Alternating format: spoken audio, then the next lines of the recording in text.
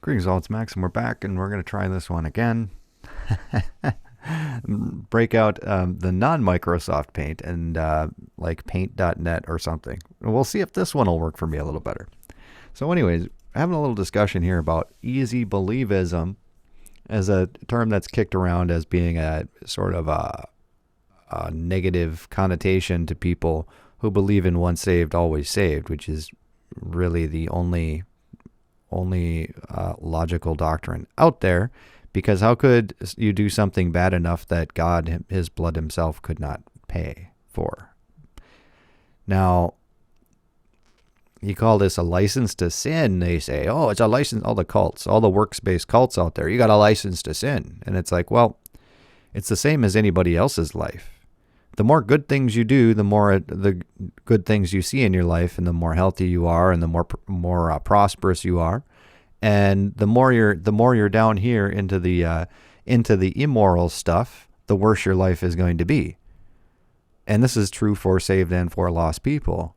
Now, for saved people, we have this salvation sort of bubble around here, all right, and we have blessings.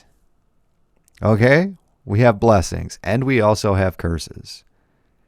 Now, generally, on the curses side, you want to be involved in lifestyles and things like that are very negative for your health, or you want to be involved in defrauding people or crimes and things like that. You know, down in this curses area, you're going to have the law after you. You're going to have your health failing. You're going to have all this stuff. There is no difference. Okay?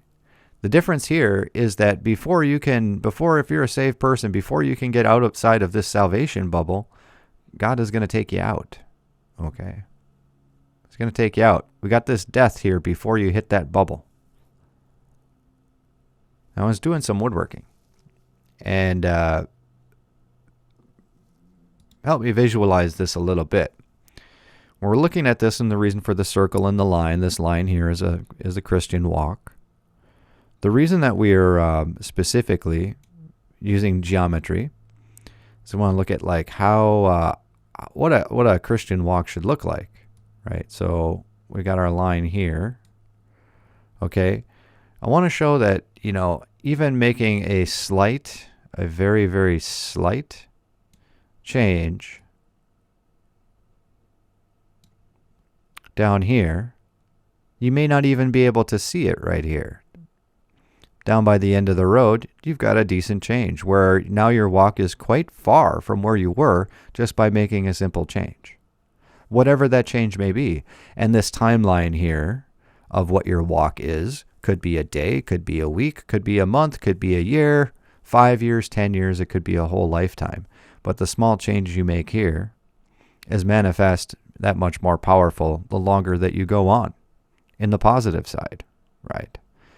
Now, in the same token, people that's like, well, you know I'm involved in that, but it's not that bad, right? It's not that bad. You have a much bigger negative effect at the end as well with that. This isn't the way, life works, though. Typically, you get involved into something like this, it's not so bad. It's imperceivable from your normal life, and then you're like, oh, well, I'm gonna get into that now, and maybe into that now, and we're down here, and before you know it, you're down there. So this is an easy believer who cannot lose their salvation. Doesn't mean that God's not going to take them out. It's pretty typical for a Christian life. Everybody's life kind of goes like this, right? You got your ups and your downs. We'll do another line here. Might look something like that.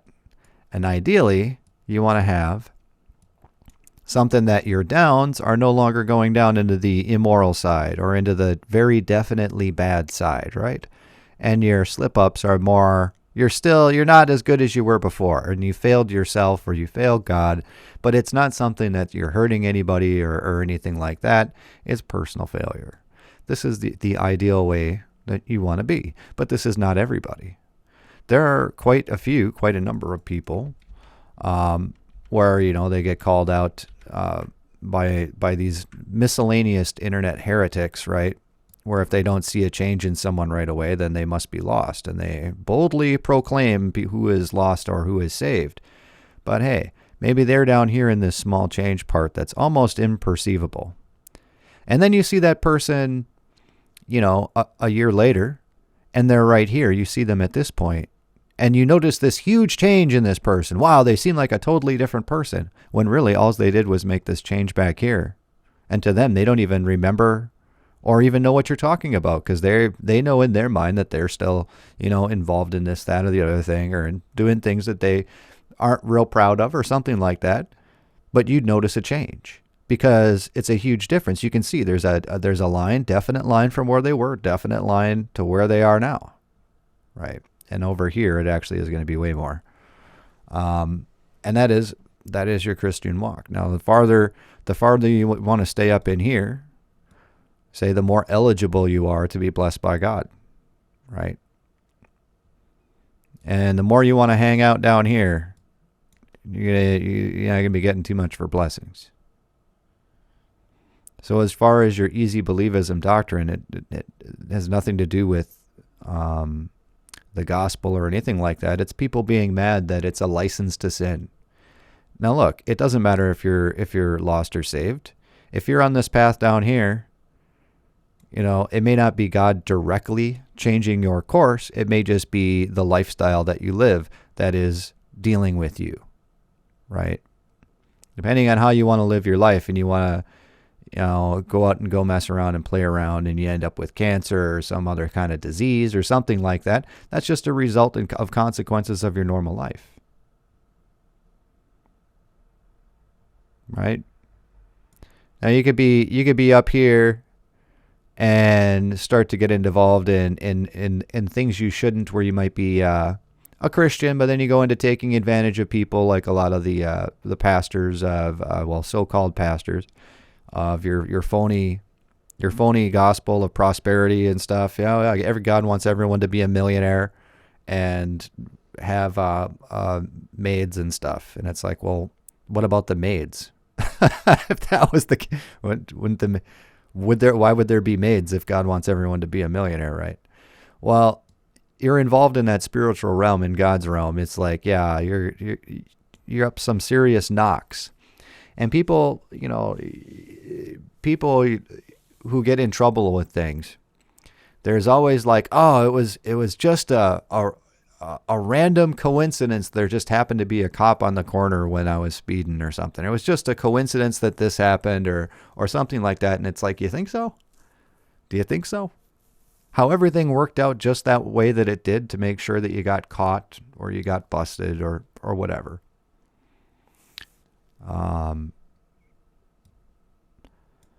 What we want to focus on is being up here on the positive side. And just so you know, if like working on, I'll just use, joinery as an example, use a woodworking term. And that's basically just making sure everything is flat, 90-degree, perpendicular, whatever. If you're building something, it really doesn't matter what it is. We'll just say you're going to build a shed, right?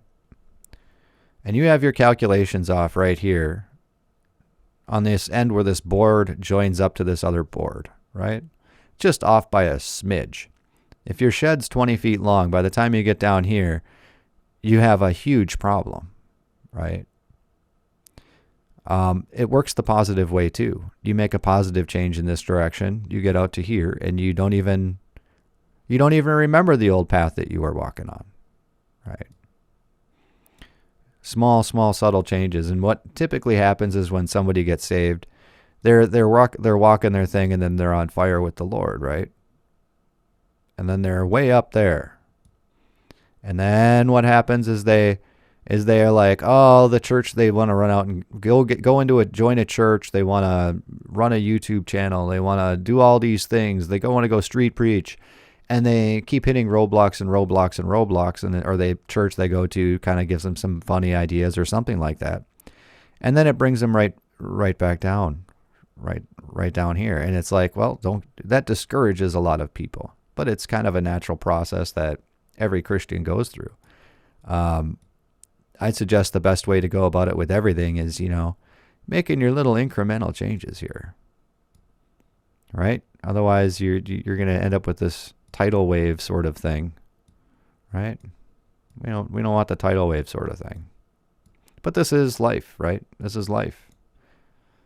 And that's how it is. And whether or not you're an easy believer or whatever, whatever they call that, I mean, it's called life.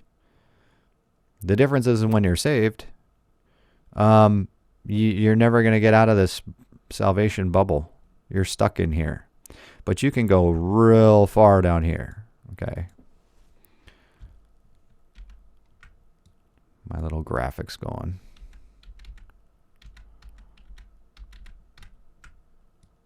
There we go. You can operate down here. It's not going to be pleasant, not going to be fun. Probably going to end up there, right? And like on the positive side, small incremental changes. You can go on the negative side and have small negative imperceivable changes too. The difference is on the negative side, typically you start out with something small that it's imperceivable and it catches up way quicker. It catches up to you way quicker. Especially if you're dealing in things of like money and fraud or in sort of drugs and sex stuff and all of that. That typically has a thing that goes like that, right? So that's why I have that. And that's why, we got the terms of Jesus Christ being the cornerstone, the chief cornerstone, right? Because Jesus is true. It's very important in building, anything. You've always got some sort of a master mason guy, whether or not he's a Freemason, who knows, but a master mason who will lay a cornerstone for a building. And that is what all the other stones are based and laid upon.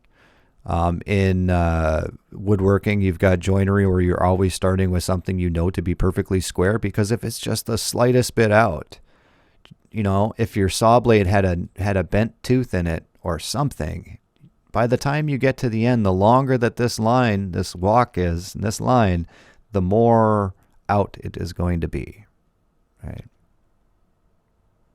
So if you feel like you're not doing enough for the Lord or that, just do something small. Do something small and forget about it. I can do that. I cannot watch that show. That's fine. Something inconsequential, because all this stuff builds up, all these little steps.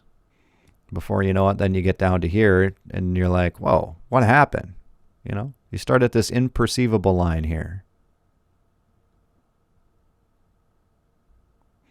That's the ideal way to be. And don't let anyone ever tell you that, easy believism, they call it, or whatever. I don't even know what their definition is. It's one of those things they made up. Where's that in the Bible, right? Eternal salvation people is what we are.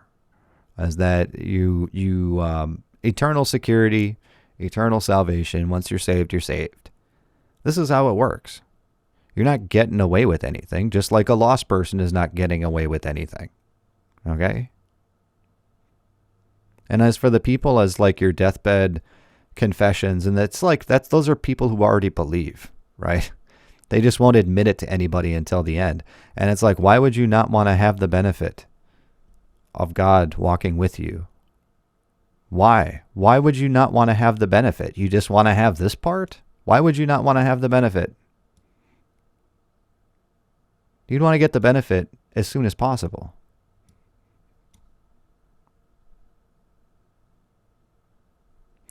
So that's what I have on that.